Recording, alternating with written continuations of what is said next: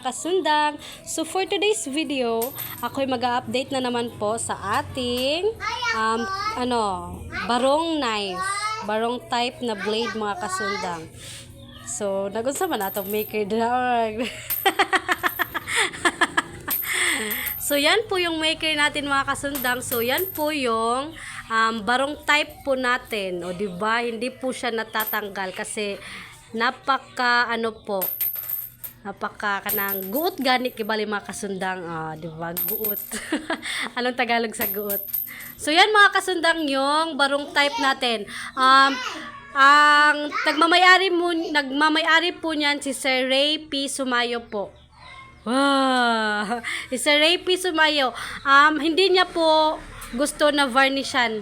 Gusto niya kulay po talaga ng kahoy ang gusto niya. Ayaw niyang varnishan. Ayaw niya pong Meron po siyang ratan.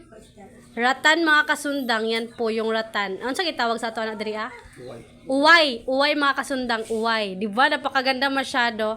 Tapos may pa ano siya dito mga kasundang carving na hayop. Hindi ko alam kung anong hayop yan mga kasundang.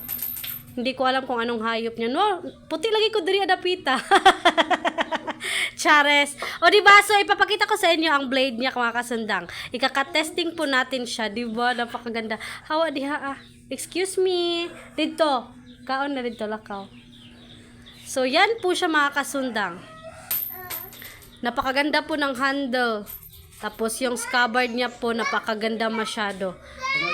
Yung ratan niya ang napakaganda. Saan nga ang nagbuhatan ni dili gyud may sinend po kasi siya na picture sa amin na gusto niya ipakopy kaya yun nakopy po namin siya. So maraming salamat din po kasi napakaganda po ng mga gawa ninyo kaya yan, yung niya, ng gawa ng Agusan Bulok case. Napakaganda po talaga ng style nyo mga kasundang. Hindi ko alam kung sa kanino yun na style po. Hindi ko po alam, pero yan po siya. Napakaganda po talaga siya. Tapos, yan, ipakita natin yung blade niya mga kasundang. Kamagong wood po yan, black kamagong. Solid black po mga kasundang. Yan po siya. Ipapakita ko sa inyo ang blade kasi magkaka-testing po tayo. Yan po yung barong type natin mga kasundang. Order po yan ng taga Davao. Parati na po yan si Sir nag-order sa amin. Yan po siya. Pangalawang balik na naman nito. So yan yung blade niya mga kasundang. Yung barong type po natin. So yan po siya Sir Ray P. Sumayo. Nagagandahan po talaga si Sir Ray P. sa kanyang style mga kasundang o diba? So yan po siya. Ikaka-testing po natin mga kasundang.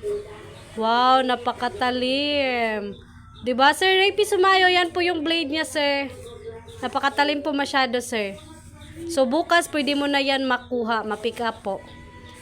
Pinipick up lang po kasi ni Sir Sumayo kasi may nilalakad po sila, may pinupuntahan kaya nagkapunta sila dito sa bahay po namin, sa shop po namin.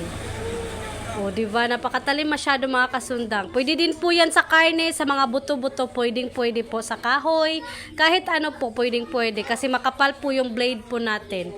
O diba, napakakapal po. So yan po siya mga kasundang. Napakaganda po ng ating scabbard, diba? Napakaganda. Yan po yung niya, carving. Oh. Yan po yung handle. Napakaganda masyado. May paratan-ratan mga kasundang. O diba? Wow! So, yan. Baka may gusto magpagawa niyan. Ambot lang o magbuhat pa. Bitaw, i-chat lang ko ninyo. I-message niyo lang po ako kapag mayroon gustong magpagawa ng ganyang style. So, yan lang mga kasundang. Napakaganda po yung ratan natin.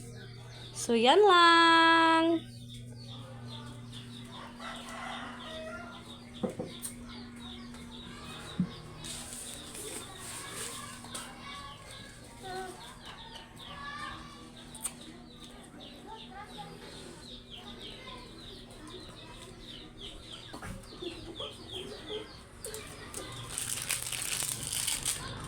Eh, naman.